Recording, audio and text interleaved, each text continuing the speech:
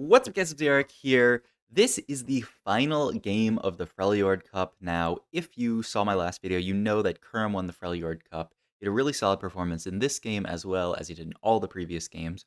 However, I want to VOD review a game from Dish Soap, Rank 1 North America, who also had a really solid performance in the Freljord Cup. Had to deal with some really annoying spots. One of the games earlier today, he was just contested by Solus in Zed. He had a perfect Zed spot. It was amazing. Solus decided to play Zed as well. Solus went 7th, Dish Soap went 8th, and all of a sudden Dish Soap's spot in the tourney was looking kind of doomed. However, he's still going into this has a really solid placement. He's like, I don't know, 5th overall, maybe 6th overall, something like that going into this game. But this is the final game, so he does need a really good placement. I watched this game from another player's POV. I watched it from Vanilla XD's POV because Vanilla was doing actually very well on the day, and I've never seen Vanilla play before. And Vanilla makes some interesting decisions this game that I can talk through that actually have huge implications on Dish Soap's placement. So we'll talk about that as we go through the game. But yeah, we make 10 here. We don't really care about holding the Sona or the Taric. Huge buffs coming to Sona and Taric, by the way, on the next patch coming out on Wednesday. That should be tomorrow because this video will come out on Tuesday. So yeah, huge patch coming tomorrow with huge buffs to Taric, which might actually make him OP. But for now, he kind of stinks. So makes sense that we don't really care about holding this Taric. The Sona as well, just she just doesn't do that much early game. She doesn't really do too much damage, and her buffing your carries when your carries aren't even that strong isn't very valuable. So yeah, we can't really make 20 here without like selling our entire board. So we are just going to chill. Actually, it's literally impossible to make 20 there. So yeah, he gets the option of Latent Forge or Unified Resistance. I'm actually curious what he takes here because in the past I've seen Dish Soap lean sort of away from Latent Forge. I feel like Latent Forge is the go-to pick here, but I would not be surprised at all if he just takes Unified Resistance. And he immediately gets rewarded in the fact that he hits a Cho'Gath 2 and a Cassiopeia 2. So now he can play this board with the 2 Bruiser, the 2 Invoker, and suddenly his board looks really strong. So I think this is why Dish Soap doesn't really like taking Latent Forge, because, it sort of makes you want to play for Lost Streak. It sort of makes you want to just sack the entirety of stage 2. And so, like, even though the stats on it look really solid, it just seems like an augment that doesn't really work with how Dishope wants to play the game. So he's gonna go for latent, or not for latent forge here. He's gonna go for unified resistance, and that's actually gonna be really strong on his board. You see, Dishope does something here that a lot of people do when they hit unified and they don't have 6 units in. They will just put everything backline so they'll get the bonus. Here, actually, I saw this from Vanilla's POV. Dish Soap says, okay, I could get Shrima in here. I'm looking at my matchups as good players do. I can double level here, and it's going to guarantee me to continue my win streak. And it could actually make a diff in some of these matchups. And he slams the Shojin. And I believe he can't make gold, right? His bench is only worth 6 gold. So yeah, it's impossible for him to make 10 here. But he's just using the extra gold from Scuttle Puddle to just push his tempo really hard and just try to try to secure some early wins, try to 5 streak. So yeah, I saw this from Vanilla's POV because Vanilla had like an okay opener, and then just suddenly for fun he has to fight Dish Soap Forward, who he just pushed levels. Like what the heck? I think Soraka is stronger than Galio here. I feel like this Galio unit kind of sucks, but yeah, he will get Soraka in over Galio. Also, next patch, Soraka and Galio getting some huge buffs, so next patch should be very interesting to see. But I mean, Soraka was already a really solid early game unit, especially in spots like this where you have the front line, right? You have the Renekton and the Cho'Gath 2-star. So, you know, Talia can do, or not Talia, but Soraka can do a really good job of just shoring up that front line. It's also really good with something like Shurima. Even though in this case Cassiopeia is going to ascend, but like imagine Renekton is ascending, Soraka might heal the Renekton, allow him to live long enough that he will ascend. So yeah, we have Shojin plus a glove here. Best slam in this spot would always be JG if we could get to it. Guardbreaker's not a bad slam either, but I mean I saw a 3-cost rod that would definitely be amazing to get. We cannot get it. Could go Guardbreaker here. Could go even like Hodge. Maybe he had another component that I missed. I'm trying to think. I think he only had the glove, right? Um, yeah, he would have to go Hodge here if he wanted to slam anything. And now he hits a Vel'Koz. So Vel'Koz, it's kind of an interesting unit, right? Yeah, like you think about making this pivot into multicaster Sork Void, means you have to cut Cassiopeia. Yeah, I'm sort of the opinion that that version of the board is strong or is weaker. Um, However, I do think that is the future for this board. Um, I think, like, you're going to want to play that version, later, which is why he's gonna hold on to the Swain and hold on to the Vel'Koz. Like, that's a very easy comp, to play from this spot. You've already slammed the Shojin. It's very, very strong. So yeah, I can definitely see him holding on to this Vel'Koz, but he wants to play his strongest board for now, so he's not gonna pivot into it now. But, like, imagine his next drop is, like, a Malzahar 2 in it, then you can think about making that pivot, or, like, in highest of high roll, like, a Swain too. But yeah, like, he gets another Talia here. You can hold that. I mean, it's solid. It's a multicaster. He's even gonna slam the tier on Soraka here, which is interesting. Um, so yeah, he doesn't want to slam Hodge in this position. He actually like he's basically saying here, I would never slam Hodge in this position, even if it's gonna win me this fight and keep my 5 streak. I would never slam Hodge here, which makes a decent amount of sense. You really do need the JG. Ends up fortunately fighting Milk's board here and gets to keep a 5 streak. So yeah, I think the way that Dish Soap plays this game and has played a lot of his games just makes a ton of sense, especially in this meta where there's a lot of people like Milk. I mean, you saw like I think 3 of our 5 fights we fought people who were open. Like we fought Milk here, who just has a turbo weak board. I guess he's not technically like full open, but his board is definitely turbo weak. Um, we fought Robin, who was like open, just like only had 2 units on his board, and we fought someone else who like basically had nothing on their board. Um, so it's very easy to win streak. You just have to basically win those 2 fights that actually matter. But yeah, you'll see here he pivots his board almost entirely into this version because we are going to want to play this version on level 6 for sure. And it's gonna be kind of hard to hold like all of these units through minions. So he can sell all this stuff, make 50 gold here. Doesn't even want to hold the Taric, by the way, which is interesting because it means he can't make gold. But yeah, look at this. He's just going to level up to 6 at 3-1 and send it to pretty low here. Really wants to find Vel'Koz too. Now, crucially, very very crucially, I was watching Vanilla XD's POV, and Vanilla XD basically did the exact same thing here. Went 6 and sent it. Also, Ionic Spark, amazing item here. So really really good slam. You could also look to make a JG, but the Ionic is like so core in this fight. So yeah, Bishop's actually gonna get punished here, and you also saw like he couldn't find a Vel'Koz 2. I believe Vanilla XD also could not find a Vel'Koz 2. So like they're both contesting each other, which is really sort of annoying. You'll see whenever he ends up scouting Vanilla that he'll see that his board looks a lot like ours. I don't really want to take either of these for this kind of reroll comp, especially because I'm not even necessarily committed to reroll.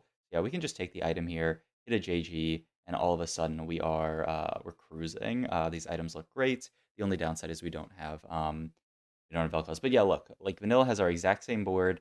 Oh yeah, he didn't actually send it that deep here. He's still 40 gold, so yeah, he didn't actually roll that deep here. I think it's maybe at like 3-5. Yeah, I think he sends it more at 3-5. But he does have Vel'Koz. He has all the units that we have, so it's very annoying because it's very likely that we are contested in this comp. It's unlikely that Vanilla pivots out. Maybe they do, but it's much more likely that we're contested on this board and we have to play with that. So yeah, there's actually something interesting as well that Vanilla XD was doing with the 4 multicaster version. Both Dish Soap and Vanilla played towards this 4 multicaster version, and they both frontlined one of their multicasters. Vanilla frontlined um, his Teemo, and Dish Soap's frontlining is Talia. This is just so they get the shield from wait, it is not called tactician. I don't know why I'm thinking tactician. Strategist is what it's called. They both get the strategist shield, so they get a little bit of tankiness. Also, especially in Dishop's position, he has unified resistance, so he can get unified resistance onto his entire team. But I mean, Vanilla did not have unified, and he's still positioned like this. I think just so that he can get the a little bit of extra front line because this board has so much backline, right? You have all these multicasters which do a ton of damage, but you really really lack front line. So makes a lot of sense. Um, so looking at Dishop spot, Vanilla spot, Dishop is contested. They're about the same HP. Neither one has a really like dominant position over the other. Like if Dishop had like high rolled 2-star Vel'Koz, then he'd actually be in a really really good spot, but he has not yet. He has this tier open. I'm curious to see what he actually goes for here, because there's not like too much you want to build out of tier. He goes for sword. I've seen this a lot actually. Dishop going for sword when he's playing around AP like this. Um, it's a little bit, surprising, you'd think, but, like, another Shojin's amazing, you just slap this onto Sona. It's gonna be a little awkward if we have to play something else, like, look, he looked at Vanilla XD spot again, sees that he has, I believe, Sona too. I think this is here where Vanilla sent it. Yeah, Vanilla sends it to 0 here. You see that? He had 0 gold in this position, so he sent it to 0 because maybe he knew that he was contesting, and he knew that he wanted really, really badly to just hit, like, a Vel'Koz 2.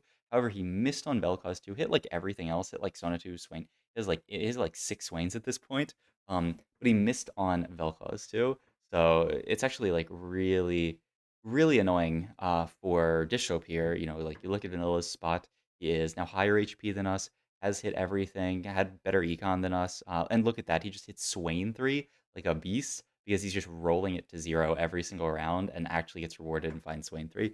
And all of a sudden, we're like, okay, it's impossible for us to find Swain 3 this game. It might be really hard for us to find Swain 2 this game. What are we actually going to do from this spot? Everyone's spiking. You saw Milk's board, you had everything 3-star. You saw Robin's board. Robin hits an incredibly early Z board.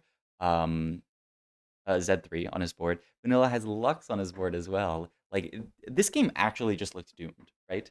Like, these are the kind of games that you're playing in solo queue, and you're like, well, guess I'm going 8th. I guess it's just an 8th. Like, not much I can do. I got Mork Dogged.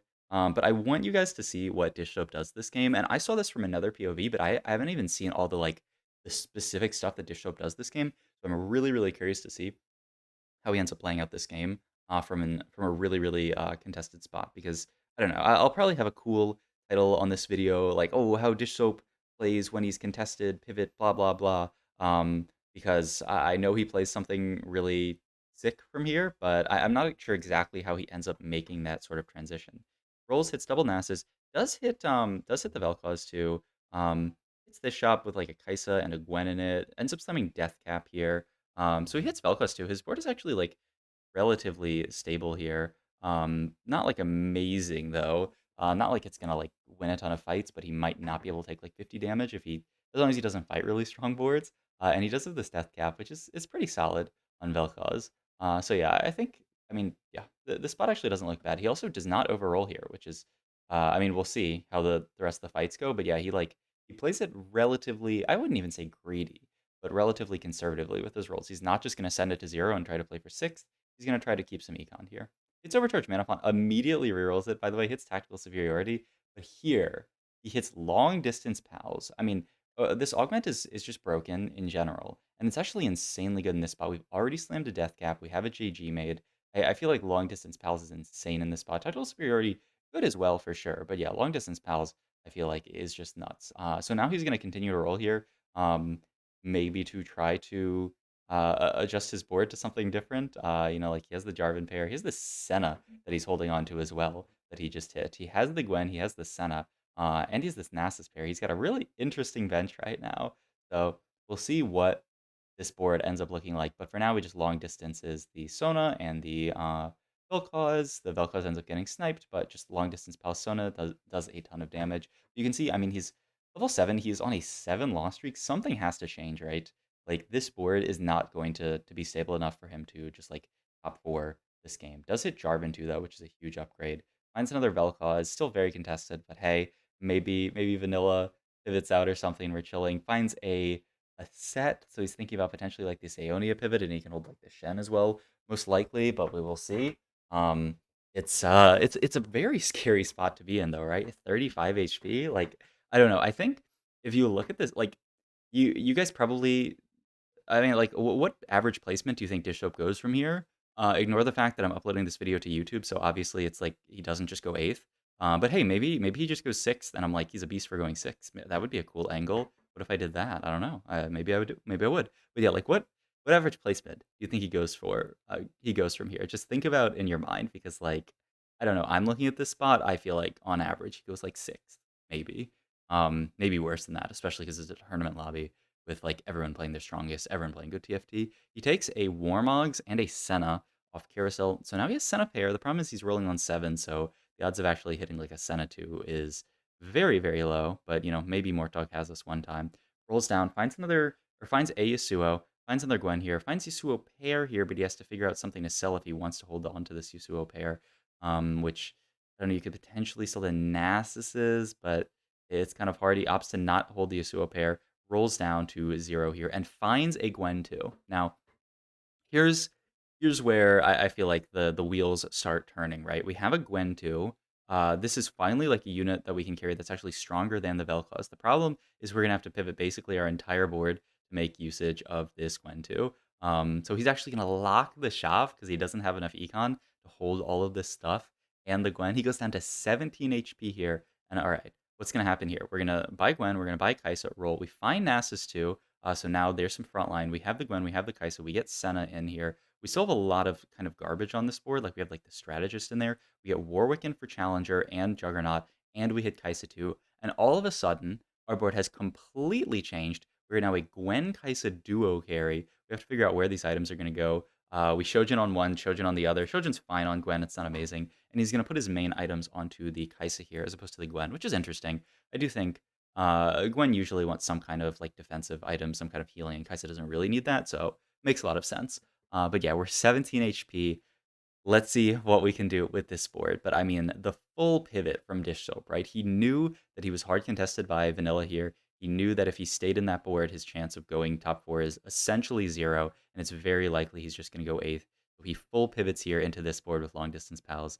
Yeah, he still has this Taric in, which can definitely come out, and he even has like the Jarvan in, which like technically could come out because it has no synergy, but like Jarvan 2 is a Jarvan 2. Like you can definitely just play a Jarvan 2 on your board. He's going to get a ton of gold here, which is really helpful. The question is, can he go 8 from the spot? Does he have to keep rolling at 7? Because this is still a pretty strong lobby. His defensive items that he could make here. He makes Bramble and GS. So opts to not make any kind of like defensive item for the Gwen here. Like could have made an Edge of Night, could have made a Titans or something, but he just opts for full damage on her and to put all the defensive items on Nasus. Like this makes a good amount of sense to some degree. I would have definitely been tempted to make something like a Edge of Night, but if your tank lives long enough, like if you look at this fight, Gwen isn't receiving aggro because Nasus lives so long, and then Nasus dies, and now our backline's receiving aggro. But if you have a tank in a front line, you don't necessarily need tank stats on Gwen just because she's going to proc Shadow Isles, get a little bit of extra HP from the shield, and she's just going to survive. So we win that fight, send Milk down to 4 HP, by the way. I want you guys to keep an eye on Milk's HP throughout the game. Also, he makes the call here of 17 HP. I cannot afford to greed. I'm just going to go to level 8 at 5-2 and add a second Senna. 2 Sennas is actually really strong because obviously like they proc off each other's shields. Like if one Senna ults, obviously you're not going to get like double the Redeemer where your units get attack speed for shields, but like, each Senna's ult is going to proc Redeemer. So actually very solid. And this is a horrifying fight, actually. We just get stomped by Phoenix here and go down to 2 HP. Dish Soap 2 HP, Milk at 4 HP. Milk wins the fight. I'm Jack is at 9 HP, just praying that one of them goes spot 4. We do manage to hit a Senna here on 8, but the question here is what do we actually play on the board? We can add Gunner and Zon to the board. A little bit of a Gunner for the Senna. Actually, a crazy addition here, but okay. We have Jinx onto the board now. 2 HP though. We have to win every single fight here, or we are just going 8th. I mean, what do you guys think his average placement is from this spot? You could, I would even decrease it. I would say now it's like probably a 7. Like maybe someone dies, but maybe he just loses an insane fight to someone. But we will see. We will see. He ends up. This is even a really close fight. This Kai'Sa is going to cast and do a ton of damage to our board, but with the Senna 2, we end up beating I'm Jack and sending Jack 8th, Milk alive as well. All right. I think ideally you want to just finish up your Gwen items here. There is a challenger spat that you could drop onto Gwen, give her a bunch of attack speed, and then you can think about getting another challenger unit in for like 4 challenger. We're sort of like pivoting back into like the Kai'Sa Yasuo comp without Yasuo. Also, you look at Vanilla spot. Vanilla has at everything 3-starred, but because he was contested, it took him a while to actually hit. We do hit a Yasuo here, and we hit an Aatrox, and all of a sudden this board is kind of coming together. Oh yeah, so you challenger spat the Senna. Duh, yeah, that's actually so much better than the Gwen. Yeah, drop the challenger spat onto Senna, and all of a sudden now we have a challenger spat Senna who's going to be attacking a lot faster and doing a ton of work. I mean, challenger spat Gwen's not that bad, but I mean, it's definitely Senna here. We fight Vanilla XD's board here, the person who contested us. Can we win this fight? He's hit his entire board 3-star. The board gets incredibly low, but the Gwen actually never dies, and we send Vanilla XD 7th, Phoenix 6th, and all of a sudden, can this game actually be a top 4? Also, remember I told you to pay attention to Milk's HP was 4 HP a few stages ago, or like the end of last stage, like like 5-1. He was basically 4 HP. He is now 4 HP, and he is in the top 4 technically. If one more person dies, he will be guaranteed top 4. So this was an insanely close lobby. Swap for the gotta always keep the long distance pals positioning here, but I think he wanted to potentially try to dodge Akshan. It's really hard to dodge Akshan, but in this position, it's actually fine because like both of your carries are sort of evasive. Though Gwen does get one shot here. Kaisa goes for a big cast. The Kai'Sa's 1 HP, the Lissandra's 1 HP, but Dishtop ends up actually winning the fight. The Kaisa actually takes down the Lissandra, and look at that. It's a top 4. This game's a top 4 from hard contested in insanely dire space. He was 17 HP during stage 4, and now he is top 4 with 2 HP. If he had killed one less unit in one of those fights, he would have just died, but instead he lived with 2 HP, and now he's just rolling it down, trying to find, I don't know, something else to spike his board. I don't know what you can even find here, Warwick 2, I guess? I mean, he's just doing his best to play for a Giga, not 8th. You know, he might actually be able to play for 3rd if Milk takes a loss here. We are fighting Kurum, who is one of the strongest people in the lobby. He has an insane Noxus board, as you're going to see. Katarina 3, Darius 3. We managed to dodge the Zephyr onto our Kaisa, though it ends up hitting Gwen, which feels bad. Gwen is on the same side as Darius, but does get to cast to sort of deny the Darius cast, and Kaisa lives this Darius cast. But the Darius is just going to sort of tear through our board, going to kill Dish Soap, but Milk also takes a loss, and boom, by just 2 HP, Dish Soap goes 3rd this game. So I wanted to show this video. It's not a first. It's not a flashy, broken augment combination, win the game, play uncontested comp, go crazy. But it was a beautifully played game from Dish Soap, seeing that he was contested, pivoting his entire board into a very non-traditional board, and he managed to, this is what people talk about. You're what do they say? You're like squeezing the stones. You're getting water from stones. You're squeezing those stones. You're like, stones, please give me a little bit of water, please. And he got those watery stones to drip into, and like, uh, but yeah, like getting a 3rd from this spot, I think was absolutely incredible. Hope you guys enjoyed this video. If you did, please like, comment, subscribe, check out my Twitch, and all my other links down below. Thank you.